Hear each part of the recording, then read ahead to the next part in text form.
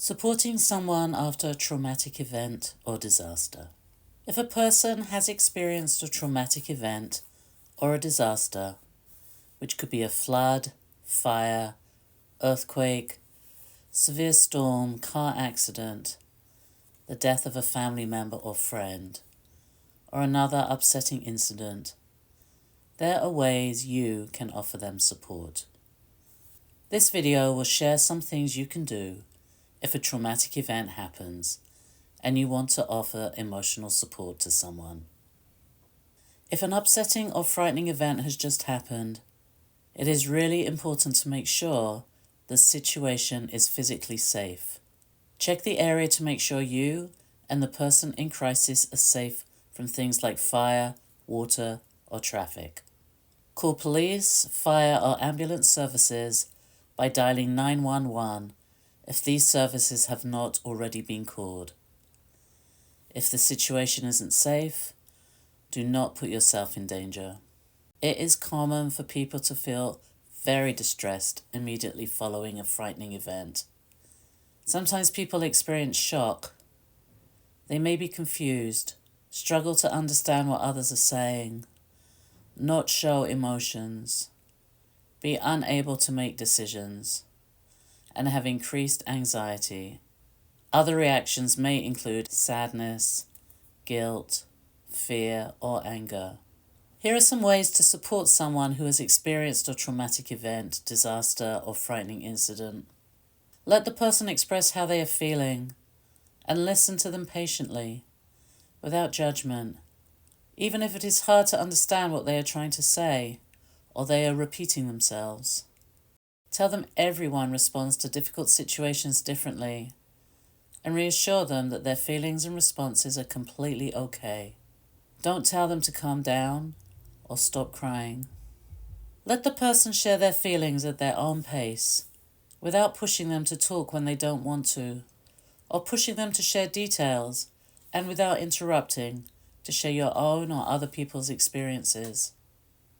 Try to stay calm, even if the person is upset or behaving in challenging ways. Keep the person updated about what is going on and what to expect, but don't make guesses about information if you don't have it.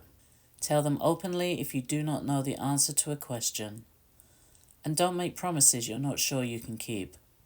Ask the person's permission before giving physical reassurance, like a hug or holding their hand, as not everybody wants physical comfort. Take steps to protect the person's dignity and privacy. This could include giving them a blanket or jacket to cover themselves with, or asking members of the media or bystanders to move away. If the person speaks a language other than English, tell first responders, like police or paramedics, that the person may need an interpreter. Ask them if there is anyone they would like to call or get in touch with. After supporting and listening to someone, you may feel upset and struggle emotionally. It is important to take care of yourself and ask for help when you need it. Going through a disaster or another kind of traumatic event affects people in different ways. People from different cultures express their feelings in different ways. Usually, about a month after the event, people are able to resume some of their day-to-day activities. But if a person is still struggling, it may be a good idea for them to talk to a professional, for example, a doctor or a counselor. Signs that a person is struggling may include changes in their behavior or appearance, becoming easily angry or upset, crying more frequently, seeming worried, or withdrawing from contact with others. Look for changes in the person's behavior over time.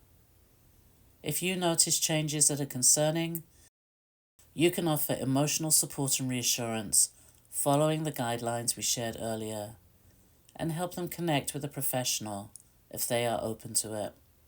If a person is feeling like they don't want to live anymore or thinking about ending their life, they can call the number 988 any time of the day or night to talk to a trained counselor. If they need an interpreter, they should say their language once the call is answered. everything they say on the call will be kept private.